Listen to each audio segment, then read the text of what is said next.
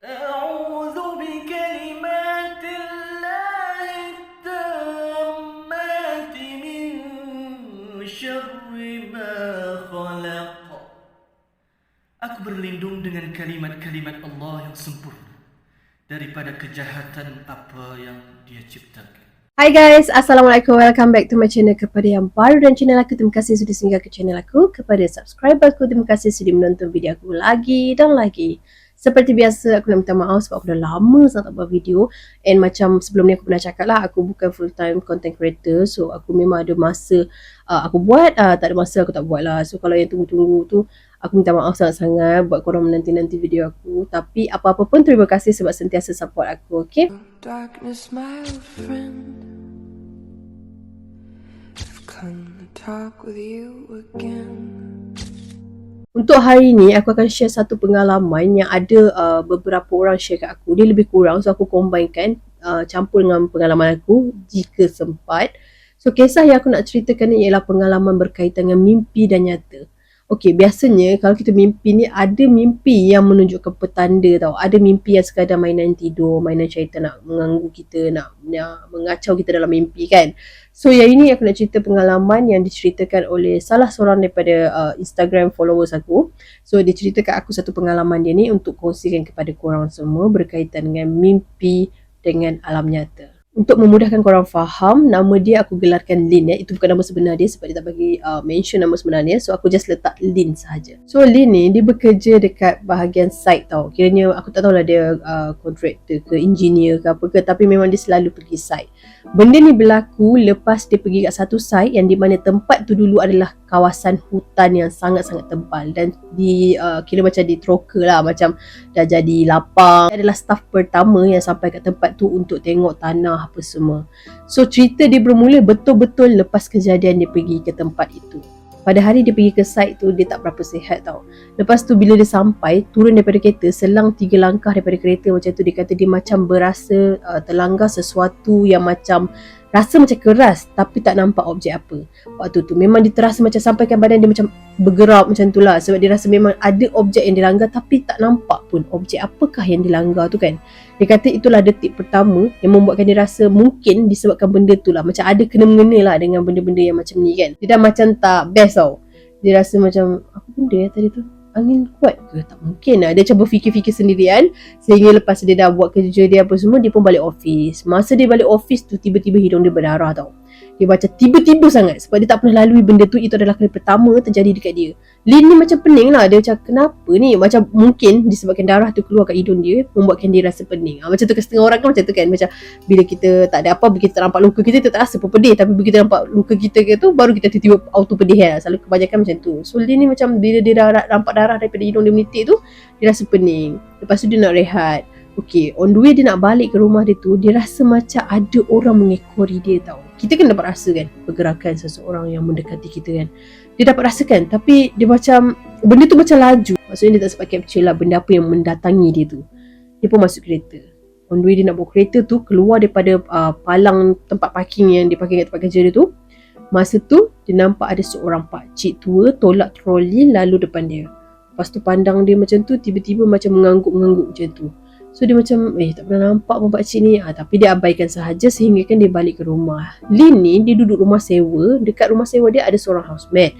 Tapi housemate dia ni jarang-jarang balik rumah sebab housemate dia ni pramugari. Berdasarkan apa yang Lin cerita, kalau dia cuti memang dia tak akan ada dekat rumah. Dia akan orang kata apa, dia akan betul-betul menghargai lah cuti dia tu. So dia tak akan duduk rumah lah. Dia akan pergi have fun dan sebagainya.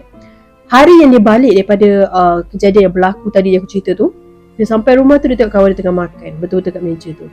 So bila dia tengok, dia perhati je. And housemate dia ni langsung tak pandang dia tau, makan dengan rakusnya. Jadi dia macam terfikirlah benda apa ni. Tapi buat tak tahu je sebab dia pun dah pening kepala dengan apa yang dia lalui tadi tu. Dia pun tutup pintu, dia masuk dalam. Dia tak tegur langsung housemate dia. Bila dia dah settle mandi, solat dan sebagainya tu, dia pun keluar kat ruang tamu lah. Dia pergi kat ruang tamu. Rumah dia macam apartment, studio apartment macam tu. So ruang tamu dia ada dining table, and then terus ke dapur macam tu open, yang tempat dia nampak housemate dia duduk makan tadi tu kan. Lepas tu dia tengok pinggan tu ada kat situ. Pinggan, lepas tu adalah sisa-sisa makanan. Macam dia tak cuci. So dia macam pelik sebab macam housemate dia kan tak pernah makan kat rumah. And dia tak pernah pun macam pengotor macam tu lah. Sebab housemate dia tu macam kadang-kadang sampah-sampah sikit-sikit, walaupun sikit dekat dalam tu sampah dekat dapur tu, dia akan buang terus. Dia macam pelik, kenapa pinggan pun tak sempat angkat. So Lin ni anggap kawan dia tu rushing, macam ada benda-benda ataupun masuk bilik kejap ke apa ke. Dia pun abaikan saja. Dia ambil air dalam peti ais, dia pun masuk balik ke dalam bilik dia. Maka berlalulah seharian tu. Keesokan paginya, macam biasa, Lin bangun, dia nak pergi kerja. Dia keluar kat ruang tamu, dia tengok pinggan tu still ada kat situ. Tapi pinggan tu penuh dengan ulat-ulat tau. Jadi dia dah rasa macam tak puas hati. Dia kata, ni dah melampau lah ni kan, sampai pinggan pun tak basuh. Dia macam tak fikir, macam takkanlah secepat itu pinggan tu berulat. Maksudnya sisa makanan tu semalam kan, malam tadi macam dia baru nampak. Tiba-tiba pagi tu makanan tu macam pinggan, kesan pinggan tu dah berulat-ulat. Dia tak terfikir pun benda tu. Dia terus direct chat housemate dia tu. Dia cakap, kau ni jangan buat macam ni, pengotor apa sebagainya. Adalah ayat-ayat dia. Dia pun tak beritahu kat aku. So aku expect macam mungkin dah dia sound sikit kan. Jadi bila housemate dia dapat mesej tu, housemate dia membalas lah. Housemate dia kata housemate dia dekat Jepun. Maksudnya memang hari yang sehari sebelum waktu yang last dia jumpa Lin tu, dia memang dah bagi tahu dah dia akan fly jauh. So dia tak balik. Macam Lin tu tak terfikir, dan dia macam, bukan tak terfikir lah, dia macam tak ingat kan. So bila dia tengok, orang tu kata dia balik Jepun. So Lin ni tak tanya banyak lah, dia tahulah. Maknanya dia nampak tu bukan housemate dia. So habis kat situ je lah conversation dia dengan housemate dia tu. So Lin pun dah dapat rasa dah macam something wrong somewhere. Sebab dia tak pernah kena benda macam ni. And dia terus macam trigger, why not aku pergi check, tanya ustaz-ustaz ke apa ke. Kat tempat kerja dia tanyalah beberapa kawan. So adalah orang ni sampaikan. Nak dia jadikan cerita, masa waktu rehat, dia nak pergi kat bahagian kafe macam tu lah. So macam biasalah, dia nak pergi kat kafe tu, dia akan keluar ke bahagian tepi tu. Bertembunglah dengan ada seorang makcik cleaner ni. So makcik cleaner ni tiba-tiba tegur dia. Dia cakap, ada yang tak kena dengan kamu ni, kamu pergi berubat. Macam tu. Makcik cleaner tu sebenarnya memang dah familiar lah. Macam orang dah selalu cakap pasal dia. Macam orang kata dia ni macam something yang tak okey lah. Maksudnya orang cakap dia macam tak betul. Sebab orang cakap kadang-kadang dia gelak sendiri, kadang-kadang dia marah orang, kadang-kadang tiba-tiba bos pun dia marah. So bos pun dah tahu perangai dia macam tu. Tinggal lagi sebab cleaner tu dia buat kerja bersih. Maksudnya kalau dia buat, dia cuci sampah ke apa tu, memang sangat-sangat bersih. Orang memang puji lah office tu memang bersih, kemas. So orang pun tak buang lah. Macam bos pun tak buang dia sebab dia punya kerja tu okey. Tapi perangai dia tu orang anggap macam dia tu orang tua, tak betul. Rupanya dia bukan macam tu. Sebenarnya makcik tu dia boleh nampak, dia macam sisian juga. Dia boleh nampak benda-benda yang tak kena ke, ada benda-benda yang tak, apa orang kata, makhluk-makhluk gaib ni kan. So Lin ni bila dia kena tegur macam tu dengan makcik tu, dia terus dapat rasakan okay, something wrong kat aku. Dia tak cakap banyak, dia tengok makcik tu, dia terbelah macam biasalah. Sebab dia memang tak berborak pun dengan makcik tu. Makcik tu pun tak pernah berborak pun dengan dia. Dia just tegur macam tu sahaja. Alhamdulillah, sorry guys. Okay, sambung balik. Jadi lepas je waktu kerja dia memang contact ada seseorang ni untuk jumpa seorang ustaz ni untuk merawat lah. Begitu dia dah setting dengan ustaz tu nak jumpa, kiranya dah buat appointment lah untuk jumpa nak merawat dia tu. Tiba-tiba jadi satu peristiwa di mana kawasan dia lalu tu jam teruk sangat. So dia buat appointment dalam pukul 10 macam tu. Dia kena harungi jam tu dan dia tengok keadaan memang tak sempat. So cancel lah appointment tu. Esok tu dia dah busy selang berlarutan sampai seminggu macam tu dia cakap. Lepas tu ada satu hari tu tengah dia tidur, dia kata dia terlelap sendiri, dia pun tak sedar bila dia tidur. Dia dapat satu mimpi. Dalam mimpi tu macam ada orang tua datang kat dia nak beri sesuatu tau, macam rantai ke apa benda tak, tapi yang lebih kurang macam benda-benda yang berharga tu lah. Dia nak bagi kat Lin tu dalam mimpi. Tapi masa dalam mimpi tu, setiap kali Lin nak tanda tangan dia, tak dapat sampai. Dia berturutan tau. Dia mimpi tu macam berterusan lah. Macam dalam 3 hari dia mimpi macam tu. Hari ke seterusnya tu, kira final mimpi tu dia kata, dia memang grab benda tu. Dia dapat rasakan dia pegang. Bila dia bangun tu, dia terus cari benda tu, tak ada. Tapi yang terkejutnya, dia dapat macam kira macam katalah mutiara dia dapat macam tu kan. Bila dia hari yang dia dapat grab benda tu dalam mimpi tu, dia bangun masa dia nak mandi tu kan, dia dapat rasakan macam ada orang yang tolong pegang rambut dia, macam orang yang tolong shampoo rambut dia ke, aku tak tahulah shampoo ke apa, tapi dia kata macam orang sentuh-sentuh rambut dia macam tu kan. So lepas pada kejadian tu, dia memang rasa macam diri dia ada something dengan dia. Dia memang rasa tak selesa lah.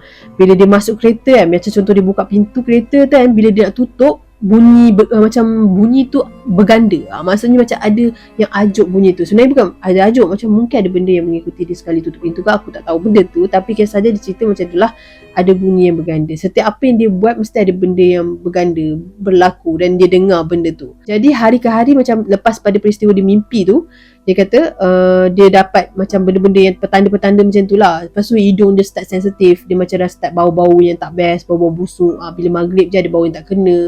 Lepas tu dia dah pelan-pelan jadi macam malas nak buat ibadat tau. Macam dia dah tak nak solat. Macam bila nak dengar azan mengaji ke apa ke, dia macam cepat-cepat skip. Dia dah tak tahan tau. Dia macam bukan tak tahan lah dia kata, tapi dia jadi malas lah. Dia macam tak nak dengar, tak berminat. So daripada plan awal dia nak pergi merawat tu, dia dah jadi macam tertangguh. Dia pun dah lupa benda ni berlarutan dalam 2 bulan macam tu dia kata. And dia dah rasa macam tak best sebab setiap kali dia tidur dia akan mimpi dia datangi sesuatu. Sesuatu tu macam mengarahkan dia, menyuruhkan dia, seolah-olah mimpi tu adalah real. Dia rasa mimpi tu macam apa yang dia lalui pada dunia nyata ni. Bila dia bangun tu kan, dia rasa macam penat. Contohlah dalam mimpi dia tu kan, dia kena buat kerja contoh kan. Dia buat kerja dengan benda, dia kata dalam mimpi tu ada orang tua, perempuan tua, dia hidup dengan perempuan tu. So dalam mimpi tu dia buat kerja macam-macam lah. Dia pergi ambil pokok ke, dia masuk hutan ke apa ke. Dia bangun tu dia rasa macam kepenatan yang dalam mimpi tu adalah real. Sehingga kan bila dia pergi kerja, dia rasa tak larat. Bila pergi kerja je kan macam tak cukup tidur. Padahal dia tidur. Kau faham tak? Maksudnya mimpi tu mempengaruhi kehidupan nyata dia tau. Dia macam raja tak apa nak normal. Sampai kan ada satu hari tu, bapa saudara dia dengan mak saudara dia datang rumah dia. Macam melawat lah sebab dia memang rapat pun dengan bapa saudara dia tu. So melawat dia, tiba-tiba nampak dia macam tak terurus. Pada waktu itulah macam bapa saudara dia menganggap dia ni memang ada something wrong. Jadi nak pergi merawat. Bapa saudara dia siap bawa ustaz untuk merawat dekat rumah.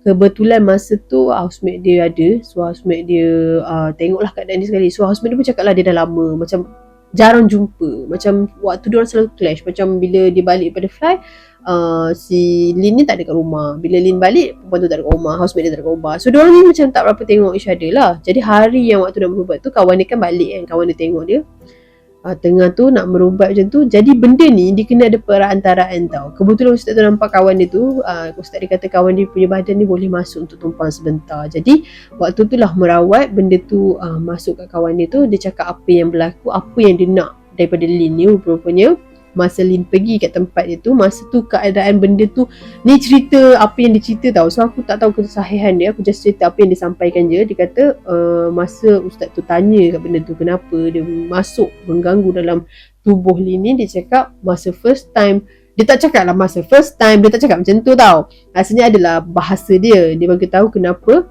dia berminat adalah kerana masa Lin tu lalu dekat kawasan tu, Lin tu yang selamatkan dia. Which is dia datang keluarkan benda tu daripada sesuatu tempat. Maksudnya benda tu dah terperangkap kat kawasan tu lama.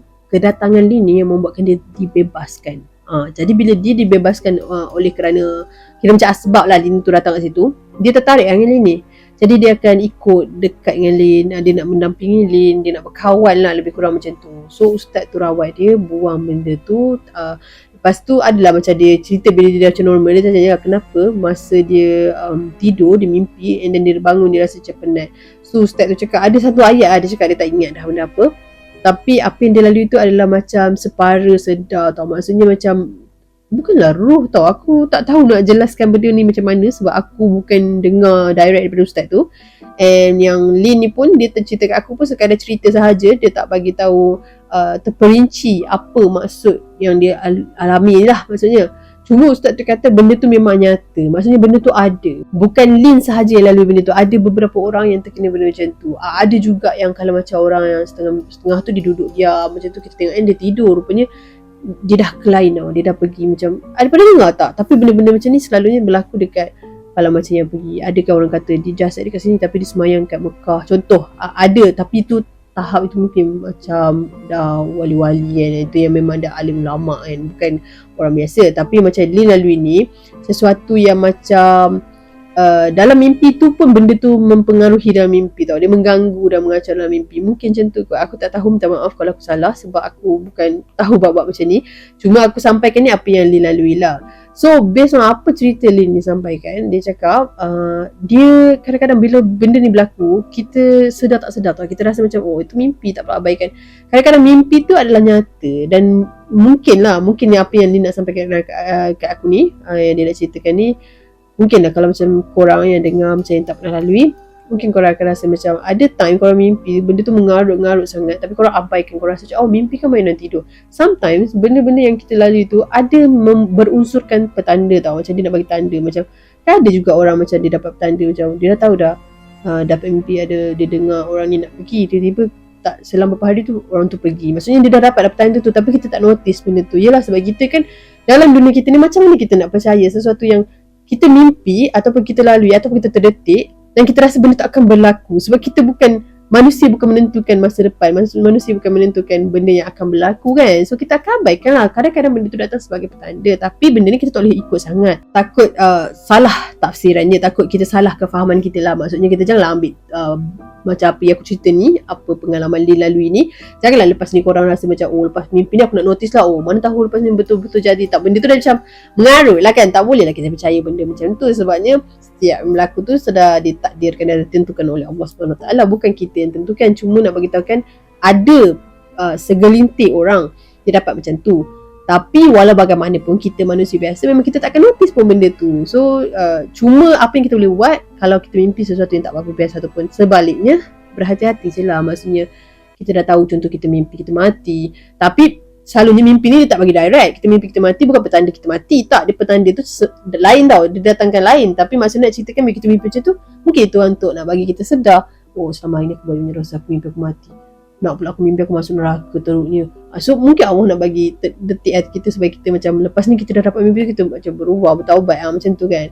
So tanda-tanda tu yang aku nak masukkan macam tu lah. Allah dah panjang pula bebel kan, tapi aku harap korang faham lah. Okay, bukan itu yang aku nak sampaikan, cuma aku nak ceritakan apa yang kisah Lin cerita.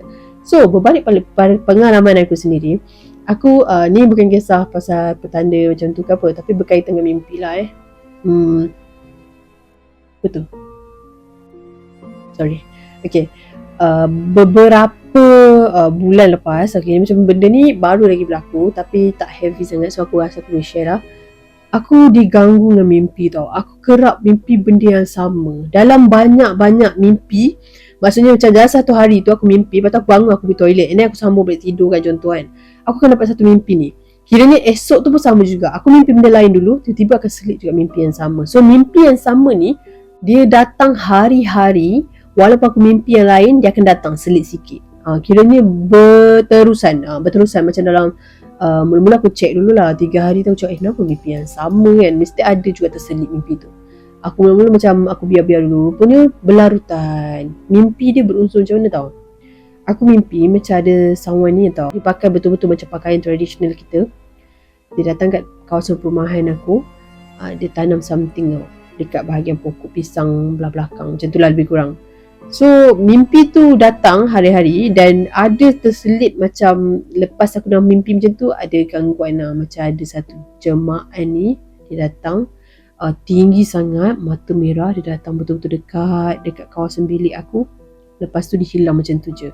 Tapi ni dalam mimpi tau. So bila hari-hari dalam banyak-banyak mimpi yang aku lalui, ataupun kadang-kadang aku tak mimpi, aku just mimpi benda tu sahaja, dia mengganggu harian aku lah. Maksudnya bila aku bangun ni, aku rasa benda apa ya benda tu. Dia jadi tanya. Sampailah satu hari tu aku decide untuk pergi kat kawasan tu untuk tengok apa yang berlaku sebenarnya. Ada ke benda-benda yang memang betul tertanam kat situ. So satu hari tu aku ayah aku dia tolong tebas apa yang patut jadi duduk dekat kawasan tepi kawasan belakang tu. Aku pun cakap kat ayah aku, try tengok kat bahagian sini. Aku pun try korek-korek. Memang tak ada apa-apa. Alhamdulillah tak ada apa-apa. Cuma aku jumpa satu guli. Guli kan, korang tahulah guli kan. Guli ni dia ada setengah guli dia macam ada line warna hijau, warna oranye, apa semua biru kan.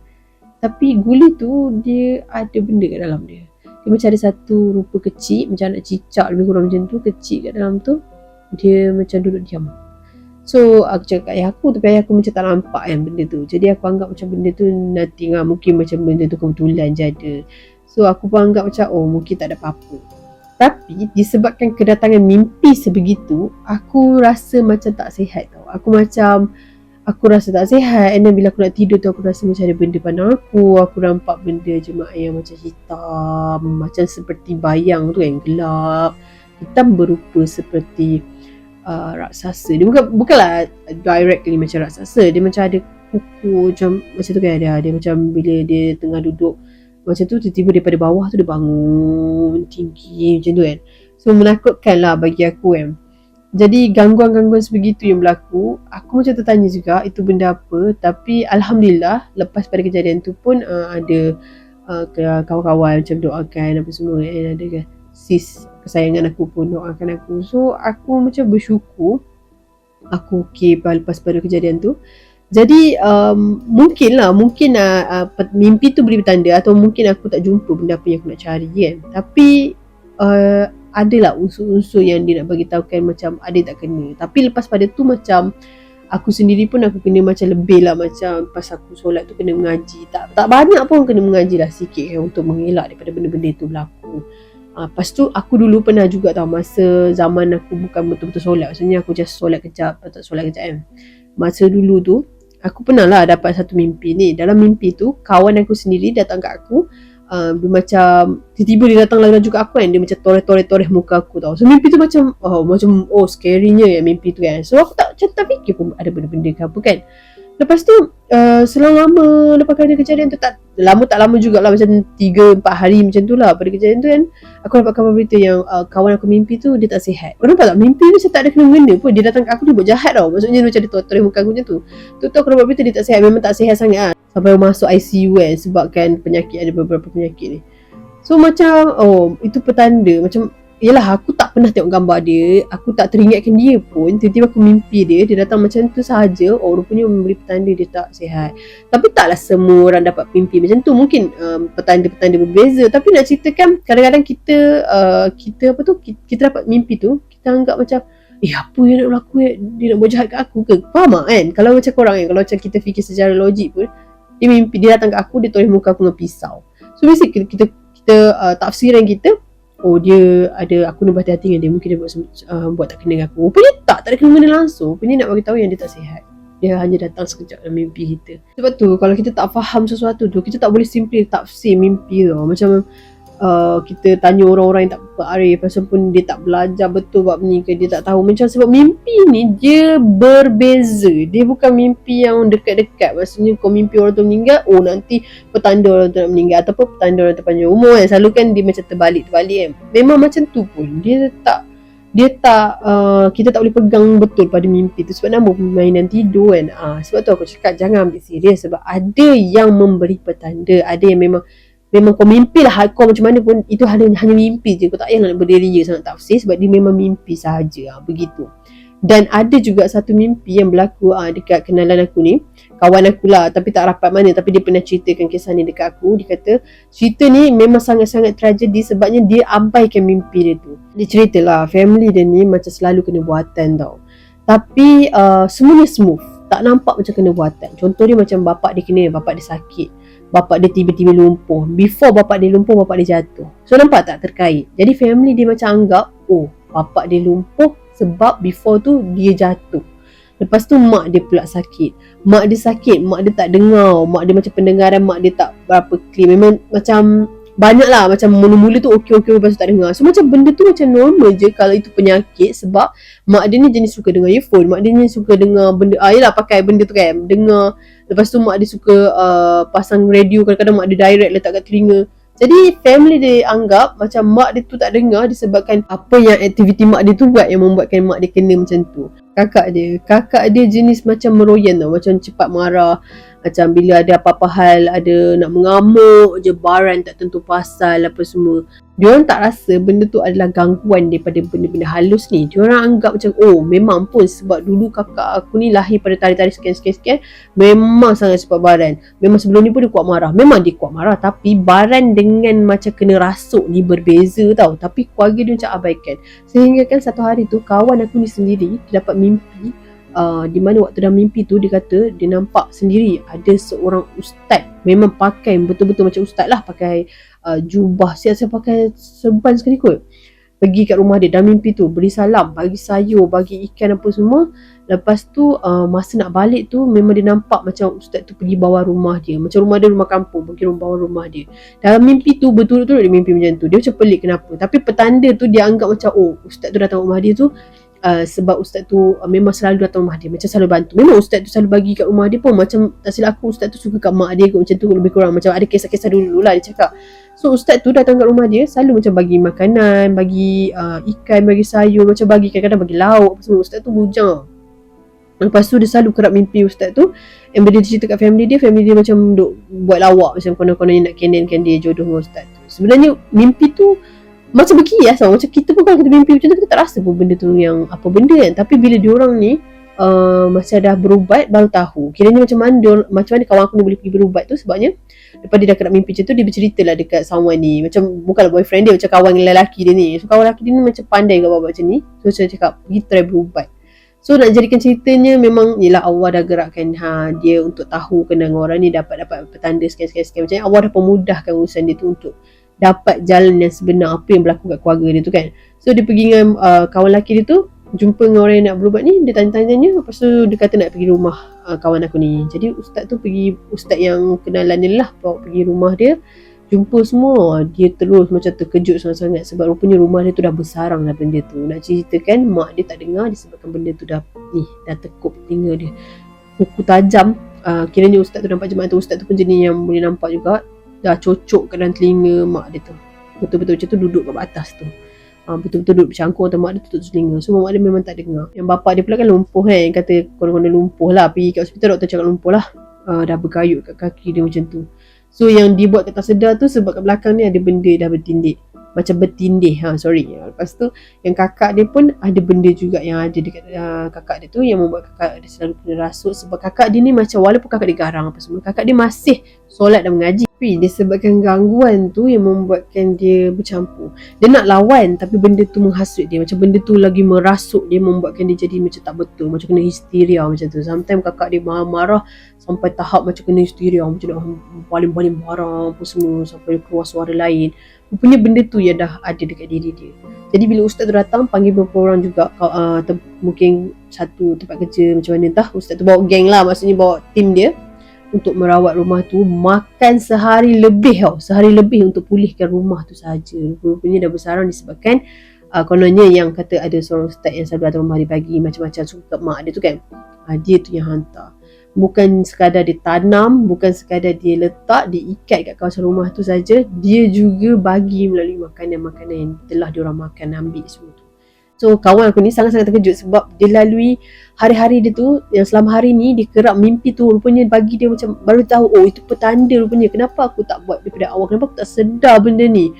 Dia dapat mimpi tu. Macam dia yang selalu mimpikan ustaz yang konon-kononnya ustaz tu lah. Jadi petanda tu, dia datang petanda yang tak nampak langsung, macam nak berikan petanda dalam mimpi tu. So dia abaikan. Tapi bila benda tu berlarutan, yang membuatkan dia macam terdetik, ada benda-benda ke kalau mimpi yang sama, baru dia terfikir macam tu.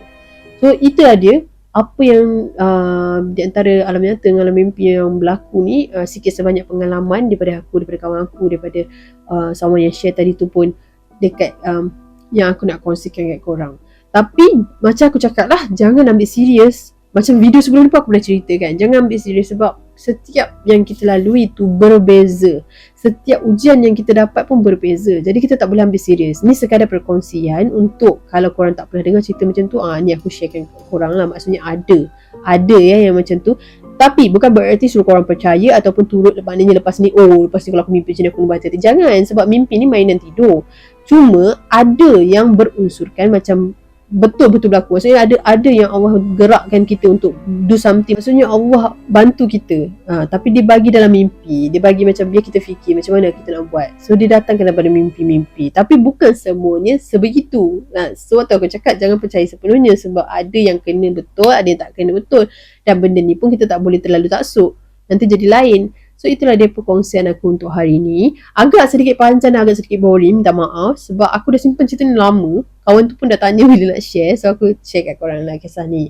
So next aku akan cerita pengalaman lain. Pengalaman yang aku tak cerita lagi kat korang. Lepas tu ada yang orang share kat cerita kat aku pun aku tak sempat lagi. Aku minta maaf sangat-sangat sebab aku sedikit busy buat masa ni. Jadi kalau aku lambat post tu, aku minta maaf. Tapi short story aku akan post kat TikTok. Kalau korang rindu nak dengar cerita aku, korang boleh pergi kat TikTok aku untuk dengar cerita-cerita ringkas yang ada orang share, ada yang aku share sendiri pengalaman aku. So, itu sahaja untuk hari ini. Sekiranya ada kesilapan dalam pembicaraan aku, ada terkasar bahasa, terguris hati mana-mana pihak, aku minta maaf. Sesungguhnya yang baik-baik itu datang daripada Allah Subhanahu Wa Taala. Segala kekurangan kelemahan itu datang pada diri aku sendiri. Stay healthy, stay safe. Assalamualaikum.